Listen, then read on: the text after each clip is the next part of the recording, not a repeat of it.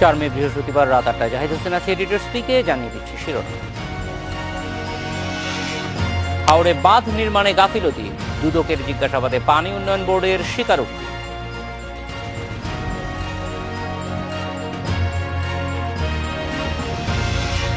সাত মে আসছে জাতীয় পার্টির নতুন জোট, হেফাজতের সঙ্গে ঐক্যে রাজি নয় আওয়ামী লীগ।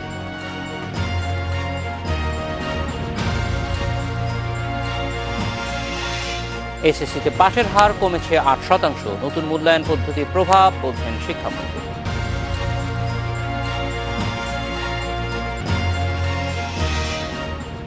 হাওড়া অঞ্চলে বাঁধ নির্মাণে গাফিলতির কথা স্বীকার করেছে পানি উন্নয়ন বোর্ড। দীর্ঘদিন ধরে অনিয়ম চললেও কার্যকর ব্যবস্থা নেয়নি পা-উ-ব। দুর্নীতি দমন কমিশন দুদকের জিজ্ঞাসাবাদে কথা স্বীকার করেছেন প্রতিষ্ঠানটির শীর্ষ কর্মকর্তারা। দুর্যোগ ব্যবস্থাপনা ও ত্রাণ মন্ত্রণালয়ের তথ্য অনুযায়ী এবার হাওড়ের 6 জেলায় বন্যা ও পাহাড়ি ঢলে 2,19,840 হেক্টর জমির ফসল ক্ষতিগ্রস্ত হয়েছে। বিপর্যয়ে পড়েছে 8,50,88টি পরিবার। এছাড়া মৎস্য ও প্রাণী সম্পদ মন্ত্রণালয়ের প্রতিবেদন বলছে পানির দূষণে মারা গেছে প্রায় 1200 টন মাছ আর 4,000 হাঁস। ক্ষতিগ্রস্তদের অভিযোগ সময়মতো বাঁধ নির্মাণ না করা এবং বাঁধে দুর্নীতির কারণেই নির্দিষ্ট সময়ের আগেই তলিয়ে গেছে বেশিরভাগ এলাকা। এই অভিযোগ অনুসন্ধানে এপ্রিলের শেষ দিকে মাঠ পর্যায়ে কাজ করেছে দুদক। আর বৃহস্পতিবার পানি উন্নয়ন বোর্ডের মহাপরিচালক সহ 4 কর্মকর্তাকে প্রায় 3 ঘন্টা জিজ্ঞাসাবাদ করে দুদক। ওনারা তদন্ত করছেন, সেই বিষয়ে জিজ্ঞাসাবাদ করছেন। আমরা সেই যে হাজিরা দিয়ে আসছিলাম। স্যার কতজন আসছিলেন স্যার? চারজন। মোট 4 জন স্যার। স্যার কি জিজ্ঞেস করছেন স্যার? কি বিষয়টা ছিল স্যার? দুদক কর্মকর্তারা জানান জিজ্ঞাসাবাদে গাফিলতির কথা স্বীকার করেছে পানি উন্নয়ন বোর্ড।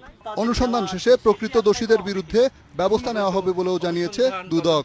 এই বাঁধ নির্মাণ এবং রক্ষণাবেক্ষণ কাজে পানি উন্নয়ন বোর্ডের প্রচন্ড গাফিলতি ছিল। They have failed to ensure the proper implementation of the project.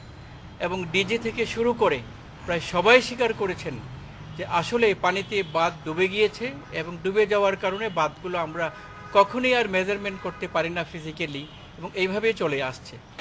হাওরের বাঁধে দুর্নীতির অভিযোগে এরই মধ্যে পানি উন্নয়ন বোর্ডের মাঠ পর্যায়ে 3 কর্মকর্তাকে সাময়িক বরখাস্ত করেছে পানি সম্পদ মন্ত্রণালয়। রিশাদ হুদা, ইন্ডিপেন্ডেন্ট নিউজ, ঢাকা। হাওড়ে বাঁধ নির্মাণের অনিয়ম নিয়ে কথা বলতে আমাদের সাথে আছেন দুর্নীতি দমন কমিশনের প্যানেল আইনজীবী খুরশিদ আলম খান। জনাব খুরশিদ আলম খান, একটু জানতে চাই যে হাওরের যে স্বীকারোক্তির কথা বলা হয়েছে যে বাঁধ কেন ভেঙে গিয়েছে, সেটার মধ্যে পানি উন্নয়ন বোর্ডের গাফিলতি ছিল। কোন ধরনের গাফিলতি ছিল এবং এখানে সংশ্লিষ্টদের কোনো ধরনের দুর্নীতির কথা উঠে এসেছে কিনা? জি, আসলে তো একটা অনুসন্ধান চলছে। গত কদিন আগে দুর্নীতি দমন কমিশন হাওড়ে যে দুর্নীতি বাঁধ নির্মাণে তার ব্যাপারে একটা দুর্নীতি শুরু করেছে অনুসন্ধান। এই অনুসন্ধান কার্যের অংশ হিসেবে আজকে 4 জন কর্মকর্তাকে পরীক্ষা করা হয়েছে। এটাকে বলা হয় এক্সামিনড করা হয়েছে ডিউরিং ইনকোয়ারি, অনুসন্ধান পর্যায়ে, এবং আরো বেশ কয়েকজনকে এক্সামিন করা হবে। এক্সামিন করার পরে আরো কিছু তথ্য উপাত্ত জোগাড় করা হবে। তারপরে অনুসন্ধান কার্য সমাপ্ত করে 30 দিনের মধ্যে বিধিতে আছে 15 দিন 30 ওয়ার্কিং ডেজ, 30 কার্য দিবসের মধ্যে অনুসন্ধান শেষ করে একটি রিপোর্ট দাখিল করতে হবে। এখন এই রিপোর্ট দাখিল করা পর্যন্ত একটু অপেক্ষা করতে হবে যে অনুসন্ধানের ফলাফল কি হয়। তবে ফলাফল যাই হোক তা প্রকাশ্যে প্রকাশ করা হবে, এতে আপনি নিশ্চিন্ত থাকেন। জনাব খুরশিদ আলম, এই যে প্রক্রিয়াটি আমরা জানি যে যখনই কোনো সরকারি কর্মকর্তা কোনো একটা দুর্নীতির সঙ্গে অনিয়মের সঙ্গে জড়িত থাকেন তখন বিষয়টা দুর্নীতি দমন কমিশনের আওতাভুক্ত হিসেবে চলে আসে। এই প্রক্রিয়ায় যে বিভিন্ন সময় আমরা যে অভিযোগগুলি পাই সেই অভিযোগগুলি নিজ থেকেই দুদক আমলে নেয় নাকি অন্য কোনো কাউকে অভিযোগগুলি দুদককে জানাতে হয়? প্রক্রিয়াটা কি? জি, আপনাকে ধন্যবাদ। দেখুন, দুর্নীতি দমন কমিশন আইনে একটা তফসিল দেওয়া আছে। তফসিলভুক্ত কিছু অপরাধ আছে। সেই তফসিলভুক্ত অপরাধের আওতার মধ্যে যদি পড়ে তাহলে দুর্নীতি দমন কমিশন তার এখতিয়ার অর্জন করে মামলাটি অনুসন্ধান অথবা তদন্ত করার। এটা যেহেতু পাবলিক সার্ভেন্ট এখানে ইনভলভ, অবশ্যই দুর্নীতি দমন কমিশনের এখতিয়ার আছে। আর আপনার দ্বিতীয় প্রশ্নের উত্তর হলো দুদক কি স্বপ্রণোদিত হয়ে করে না কারো অ্যাপ্লিকেশনের ভিত্তিতে করে। দুদক স্বপ্রণোদিত হয়েও করতে পারে।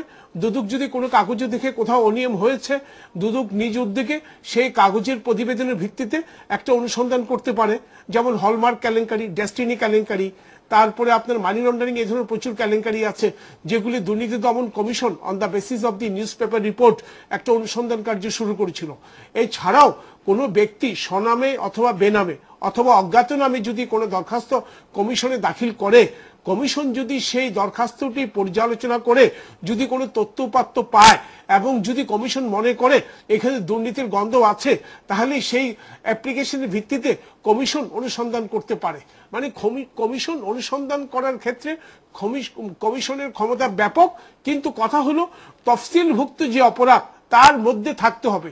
দুর্নীতি দমন কমিশন তার তফসিলের বাইরে যাওয়ার এখতিয়ার নাই।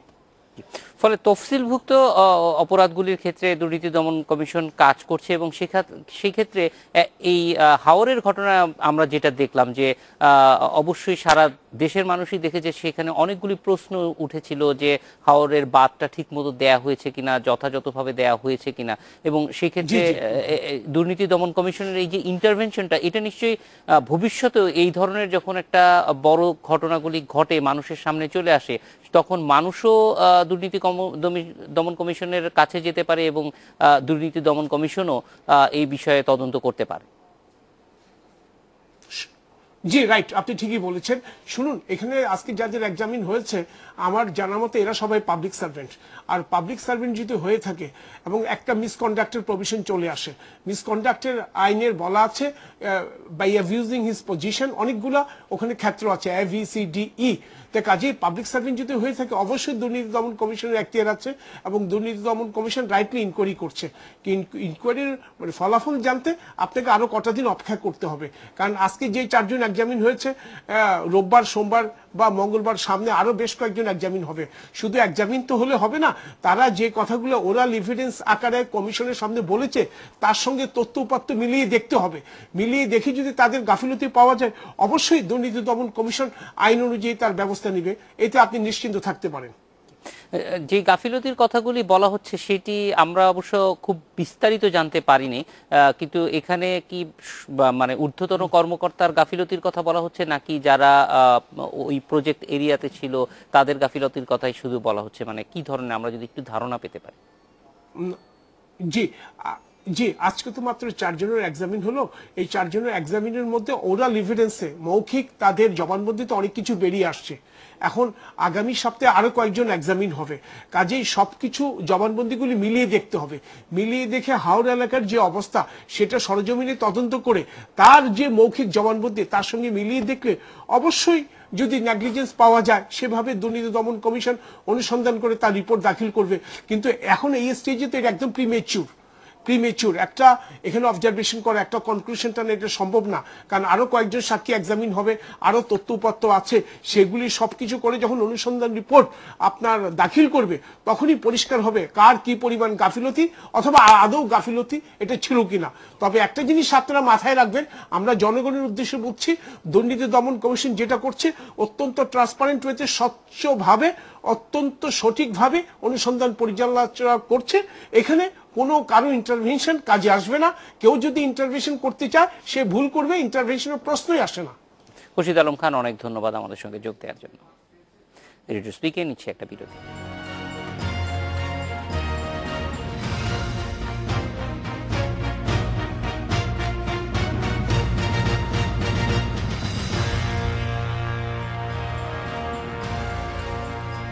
আসছে নির্বাচন, তার আগে শুরু হয়েছে জোটের ভাঙাগড়া। 7 মে নতুন জোট করতে যাচ্ছে জাতীয় পার্টি, যদিও দলটি আওয়ামী লীগের নেতৃত্বাধীন মহাজোটে থাকা না থাকা পরিষ্কার করেনি।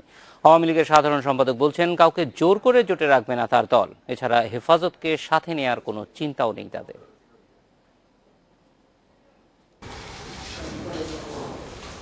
14 দলীয় জোট, মহাজোট, 20 দলীয় জোট, আওয়াজ শোনা যায় প্রত্যেক জাতীয় নির্বাচনের আগে। এবার একটু আগে ভাগে মাঠে নেমেছে এরশাদের জাতীয় পার্টি, নতুন জোট করছে তার দল। দলটির মহাসচিব রুহুল আমিন হাওলাদার জানান এই জোটে ভিড়ছে কয়েকটি ইসলামী দলও। আগামী নির্বাচনে দল নয় জোট থেকে 300 আসনের প্রার্থী দেবে তারা। এখানে অনেক সময় আমরা সমালোচিত হই যে সরকারে এবং বিরোধী দলে একভাবে কিভাবে থাকে। আওয়ামী লীগের সাথে আমাদের যে থাকাটা সেটা তো দেশবাসী জানে কিভাবে আছি। তো এখানে জোট গঠনের ব্যাপারে আমরা যে জোটটা এখন করতে যাচ্ছি 7 তারিখে, আমরা জোট তো আরো বড়ও করতে পারি, এর চেয়ে আরো বড় হইতে পারে। রাজনীতিতে কোনো শেষ কথা নেই, তো আমরা আগাচ্ছি, দেখি কত দূর এককভাবে যেতে পারি। কিন্তু মহাজোটে কি জাতীয় পার্টি থাকছে, এমন প্রশ্নের উত্তর পাওয়া যায়নি হাওলাদারের কাছে। ওবায়দুল কাদের বললেন, তারা কি করবেন এটা তাদের নিজস্ব ব্যাপার। যদি কেউ এখান থেকে সরে যেতে চায়, আমি তো জোর করে তাকে রাখতে পারবো না, সেটা তাদের নিজেদের ব্যাপার। এরশাদ সাহেবের বক্তব্য তো আওয়ামী লীগ আর জাতীয় পার্টি মিলে দেশ চালাবে, কথা বারবার বলছে। সব জোটই ধাবিত হচ্ছে ইসলামী দলের দিকে। জাতীয় পার্টি, বিএনপি, সবশেষে আওয়ামী লীগও এ নিয়ে আলোচনায় এসেছে। ওবায়দুল কাদের স্পষ্ট জানালেন, হেফাজতের সাথে কোনো জোট নয়। হেফাজত কোনো রাজনৈতিক দল নয়, তারা কোনো রাজনৈতিক জোটে আসবে না। আর আমরাও হেফাজতের সাথে কোনো অ্যালায়েন্স করব, এরকম কোনো চিন্তা ভাবনা আমাদের নেই। এই দুই দলের নেতারা বললেন, নির্বাচনের আগে বদলাতে পারে হিসাব নিকাশ, তাই এখনই কোনো কিছু চূড়ান্ত নয়। Ijazur Rahman, independent news, Dhaka. নির্বাচনী জোটের ভাঙামরা নিয়ে কথা বলতে আমাদের সঙ্গে আছেন জাতীয় পার্টির প্রেসিডিয়াম সদস্য মীর আব্দুস সবুর আসুদ। জনাব আসুদ, আমরা জানতে চাই যে যেই জোট গঠন করা হচ্ছে এটা কি ধরনের জোট হবে, কোন দিকের দলগুলো এখানে আসবে বলে আপনারা মনে করছেন? আসলে আমরা তো জোট করার জন্য বেশ কিছুদিন ধরে কাজ করে যাচ্ছি এবং আমাদের প্রিয় নেতা সাবেক সফল রাষ্ট্রপতি পল্লী বন্ধু এরশাদের শাসনামল ছিল উন্নয়ন এবং আপনারা জানেন এবং এই সংস্কারের স্বর্ণযুগ, এবং উনি এই রাজনীতির উন্নয়নের রাজনীতি এবং সংস্কারের রাজনীতির স্থপতি হোসেন মোহাম্মদ এরশাদ মনে করেছেন যে আগামী নির্বাচন জোট করে ভোট করার জন্য। সেই উপলক্ষে প্রায় 35টি দল নিয়ে জাতীয় ইসলামী মহাজোট হয়েছে, ঐক্যজোট হয়েছে। এবং আপনি জানেন যে লেবার পার্টির নেতা জনাব শেখ সিকান্দার আলী মনির নেতৃত্বে লেবার পার্টির সাথে বিএনএফ এর একটি 21 দলীয় জোট আমাদের সাথে আসছে। এবং আপনি আরও দেখবেন যে কৃষক শ্রমিক পার্টি কেএসপি সভাপতি লায়ন আপনার নেতা একজন, উনিও আসতেছেন আমাদের সাথে, যুক্ত ফ্রন্ট নিয়ে 15টি রাজনৈতিক দল নিয়ে। প্রায় আমরা ইতিমধ্যে নির্বাচনকে কেন্দ্র করে জোট গঠন করেছি এবং আমরা 300 সিটে নির্বাচন দেওয়ার ঘোষণা দিয়েছি। 1 মে আমাদের জাতীয় পার্টির প্রতিষ্ঠা বার্ষিকী এবং মহাসমাবেশে সরোয়ার্দী উদ্যানে বিশাল সমাবেশে জাতির সামনে। জনাব সবুর, ইতিমধ্যে আপনারা গত নির্বাচনে বা সব মিলিয়ে আমরা যেটা দেখছি যে একটা জোটের মধ্যে ছিলেন, সেই জোটে থাকছেন কি থাকছেন না সেই ব্যাপারে কি কোনো ধরনের সিদ্ধান্ত হয়েছে, নাকি একই সঙ্গে দুটো জোটেই থাকবেন আপনারা? আসলে আমরা যদি 300 সিটে ইলেকশন করি আমাদের জোটের নেতৃত্বে, তাহলে তো আমরা কোনো জোটের সাথে থাকতে পারি না। তো আরেকটি জোটের সাথে থাকতে গেলে তো তাদের সাথে আসন ভাগাভাগি করতে হবে। যেহেতু আমরা ঘোষণা দিয়েছি আমাদের 1 জানুয়ারি প্রতিষ্ঠা বার্ষিকীতে মহাসমাবেশ জাতির সামনে, সেহেতু আমরা মনে করি আপাতত আমরা আমাদের নেতৃত্বে একটি জোট, পল্লী বন্ধু এরশাদের নেতৃত্বে একটি জোট, যে জোটের নাম অলরেডি নির্ধারিত হয়েছে জাতীয় ঐক্য জোট। এবং সেই জোট আপনার অনেকগুলো রাজনৈতিক দল, ইভেন নিবন্ধিত বেশ কিছু রাজনৈতিক দল আছে, এবং হেফাজতে যারা আছেন তাদের মধ্যে অনেক নেতা আছেন সরাসরি রাজনীতির সাথে ইনভলভ। আপনি জানেন মাওলানা মুফতি ফয়জুল্লাহ সহ এরকম কিছু দল নিয়ে আমরা কথাবার্তা বলছি। আমার মনে হয় আমরা অচিরেই একটি বিশাল জোট নিয়ে জাতির সামনে উপস্থাপন হব। আমাদের প্রিয় নেতা পল্লী বন্ধু এরশাদ ঘোষণা দিয়েছেন আগামী 7 মে প্রেস ক্লাবে সকাল 11টার সময় আমাদের এই জাতীয় ঐক্য জোটের ঘোষণা আসবে এবং সেখানে অনেক চমক থাকবে। এই চমকের মধ্যে জাতীয় পার্টির সঙ্গে আগে ছিল, এখন ভিন্ন দলে আছেন, এরকম নেতারাও কি আসতে পারেন? হ্যাঁ, তা তো অবশ্যই। জাতীয় পার্টির সাথে যারা ভিন্ন দলে আছে, ইভেন আমরা শুনতে পাচ্ছি যে 20 দলের থেকেও কিছু নেতা আমাদের সাথে আসার সম্ভাবনা দেখা দিয়েছে। আসলে 20 দলের কিছু নেতা মনে করছে যে যারা 20 দলের সাথে থেকে তারা ভুল করেছে, এবং সত্যিকার অর্থে 20 দল বলতে যেই দল, সেখানে 2-3টা দল ছাড়া বাকি দলগুলো কি অবস্থা আপনারা জানেন, এবং 14 দলের মধ্যেও 2-4টা দলের বাইরে যারা আছে তাদের কি অবস্থা আপনারা জানেন। সেই ক্ষেত্রে আমরা মনে করি আমরা আগামী দিনে যেহেতু আমরা দেশের জন্য অনেক কাজ করেছি, আমাদের প্রিয় নেতা সারাক্ষণ ইভেন এখনো নেলসন ম্যান্ডেলার মতো মানুষের মুক্তির সংগ্রাম করে যাচ্ছেন, তাই মনে করি পল্লী বন্ধুর হাতকে শক্তিশালী করলে জাতীয় পার্টিকে যদি ক্ষমতায় বসানো যায় তাহলে পল্লী বন্ধু যেই কাজগুলো করেছেন এটা হলে জাতি কিছু হলো ঋণমুক্ত হয়। মীর আব্দুস সবুর আসুদ, অনেক ধন্যবাদ আমাদের সঙ্গে যোগ দেওয়ার জন্য। এডিটর স্পিকে নিচ্ছি আরও একটা বিরতি।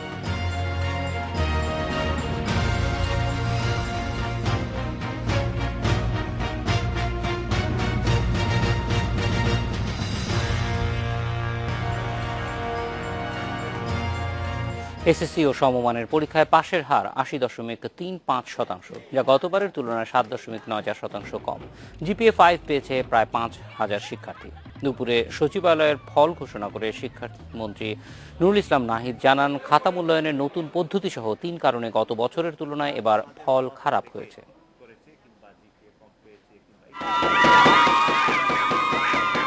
৪ ফেব্রুয়ারি পরীক্ষা শেষের ৬০ দিনের মাথায় এলো প্রতীক্ষিত ফল।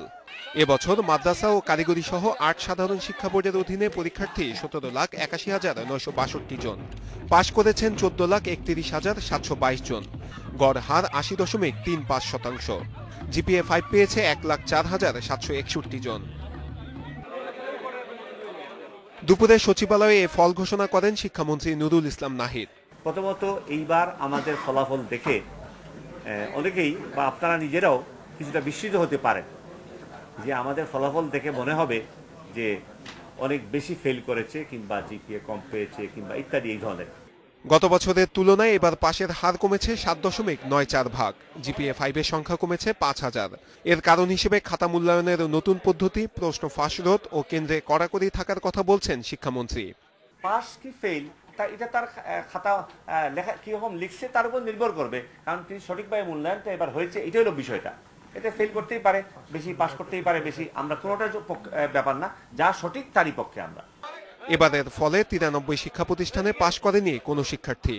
৮ বোর্ডে পাশের হারে শীর্ষে রাজশাহী, সবচেয়ে কম পাশ হার কুমিল্লায়। Nure Alam, independent news, Dhaka. SSC ও সমমানের পরীক্ষায় ফল নিয়ে কথা বলতে আমাদের সঙ্গে আছেন রাজশাহী শিক্ষা বোর্ডের সচিব অধ্যাপক ডক্টর আনোয়ারুল হক প্রামাণিক এবং খুলনা জেলা স্কুলের প্রধান শিক্ষক মোহাম্মদ আরিফুল ইসলাম। অধ্যাপক আনোয়ারুল হক, আপনার কাছ থেকে জানতে চাই যে পাশের হার কিছুটা কমেছে গত বছরের তুলনায়, এই বিষয়টিকে আপনি কিভাবে দেখছেন?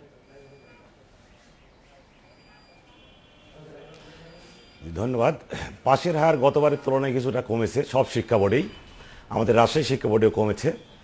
এই যে আমাদের উত্তরপত্র মূল্যায়নের যে এবার কেন্দ্রীয়ভাবে সকল জায়গায় সকল শিক্ষা বোর্ডে কেন্দ্রীয়ভাবে যে উত্তরপত্র মূল্যায়নের যে পদ্ধতি ইম্পোজ করা হয়েছে, এইটি আমার মনে হয় এটি ইম্প্যাক্ট করেছে শিক্ষার্থীদের উপর, রেজাল্টের উপরে। ফলে আমরা কি বলতে পারি যে সংখ্যায় হয়তো আরেকটি বিষয় মানের দিক থেকে নিশ্চয়ই বেড়েছে, সংখ্যার দিক থেকে না বাড়লেও আপনারা যদি মূল্যায়নটা মনে করেন যে আগের চাইতে আরো ভালো হয়েছে। জি, আমরা তাই মনে করি কিছুটা, কারণ যেহেতু মূল্যায়ন পদ্ধতিটা এবার কেন্দ্রীয়ভাবে একই মানের গোটা দেশে একইভাবে সংগঠিত হয়েছে, বিধায় মানের দিক থেকে যে অসামঞ্জস্য হওয়ার কথা ছিল, মানে অন্যান্য বছর যে কথাগুলো ওঠে, এবার সেটি উঠবার সুযোগ নাই। সংখ্যার দিকে আমি যাব না, আমি বলবো যে মানটা বাড়ানোর জন্য সামনের দিকে আর কি কি করা প্রয়োজন যাতে মানসম্পন্ন শিক্ষার্থী আমরা বেশি আনতে পারি। মান বাড়ানোর জন্য আমাদের শিক্ষকদের যে ট্রেনিং বিষয়গুলো আর কি, বিভিন্ন ট্রেনিংয়ের মাধ্যমে তাদেরকে আরও বেশি অভিজ্ঞ করতে হবে সৃজনশীল পদ্ধতির উপরে, বিশেষ করে ম্যাথমেটিক্সের সাইডগুলো, ম্যাথমেটিক্স এই বিষয়টির ক্ষেত্রে আমাদের শিক্ষার্থীদের মধ্যে যে আশঙ্কা ছিল সৃজনশীল পদ্ধতি নিয়ে, কিন্তু এই ইতিমধ্যেই তারা কেটে উঠেছে সেখান থেকে। তারপরেও আমাদের শিক্ষকদের যে কিছুটা এখনও এই পদ্ধতি সম্পর্কে আরও বেশি অভিজ্ঞতা অর্জনের দরকার আছে, এই বিষয়টি আমাদের কাছে মনে হয়েছে।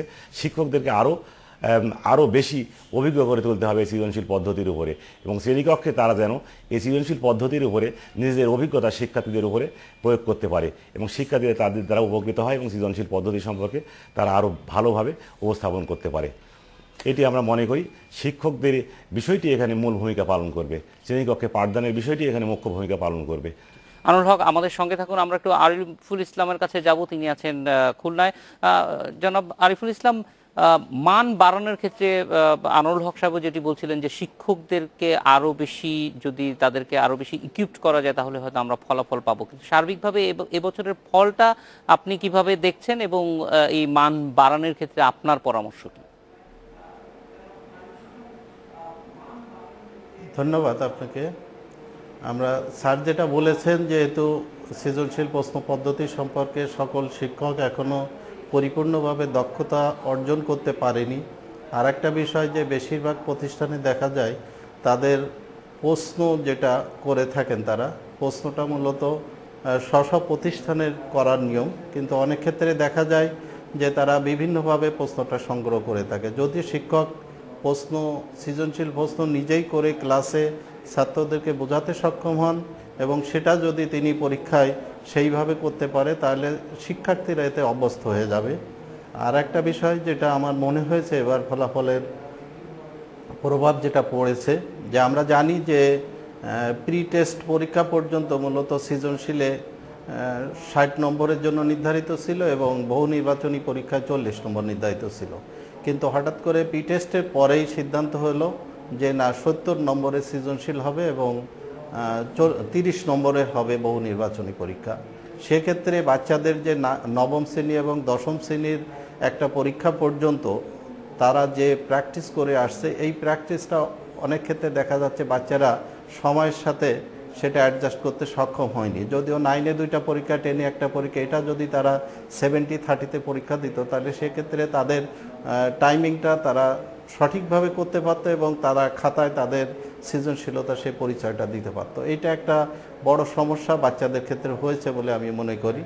আর একটা বিষয় যেটা আমরা লক্ষ্য করেছি এবার, যেহেতু নম্বর প্রদান করা হয়েছে, এটা সরকারের একটা প্রশংসনীয় উদ্যোগ, যে কোন ছেলে কত পেল, কোন বিষয় কত পেল, এটা তার যাচাই করার জন্য। যেটা সেক্ষেত্রে যেটা হয়েছে যে অনেক ক্ষেত্রে প্রান্তিক নাম্বার যেটা গতবার পর্যন্ত ছিল, বিশেষ করে গ্রেড পয়েন্টে যেতেই 1 বা 2 যদি শর্ট থাকে, সেক্ষেত্রে গ্রেড পয়েন্টে, পরবর্তী গ্রেড পয়েন্টে তাদেরকে উঠায় দেওয়া, যেমন 79 থাকলে সেটা 80-তে রূপান্তরিত হয়েছিল।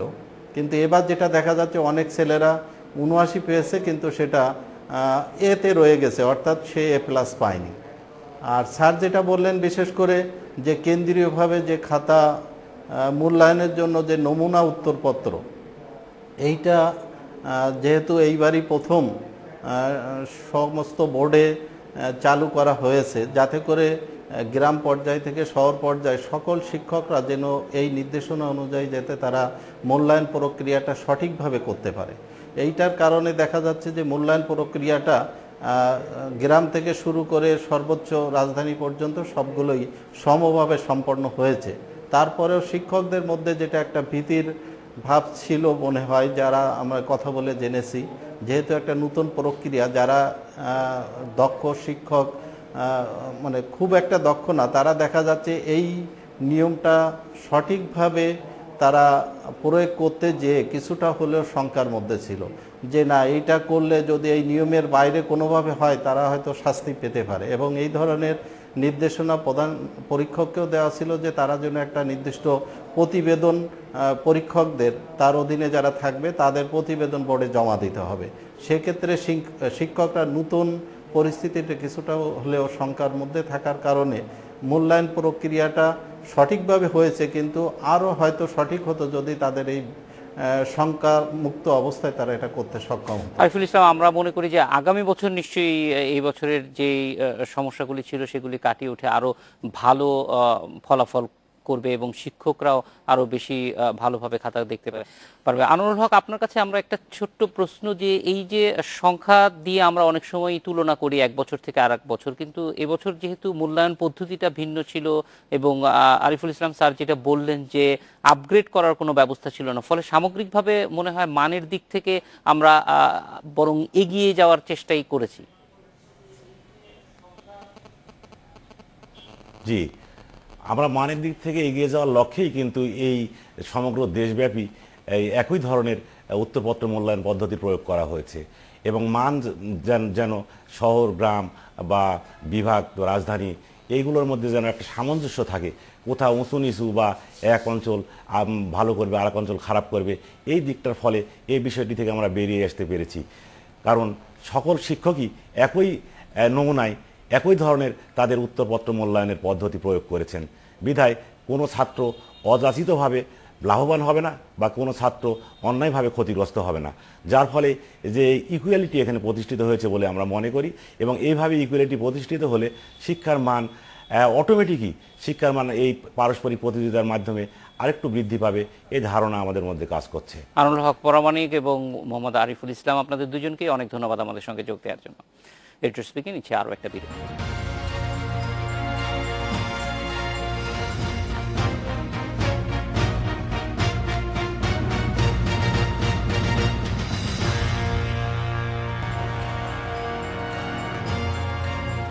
তেরো বছর পূর্ণ হচ্ছে গ্যালারি কায়া, আর সেই উপলক্ষে শুক্রবার থেকে রাজধানীর উত্তরায় গ্যালারি কায়াতে শুরু হচ্ছে 15 দিন ব্যাপী প্রদর্শনী। বিভিন্ন বয়সী 32 জন শিল্পীর কাজ স্থান পাবে এই প্রদর্শনীতে।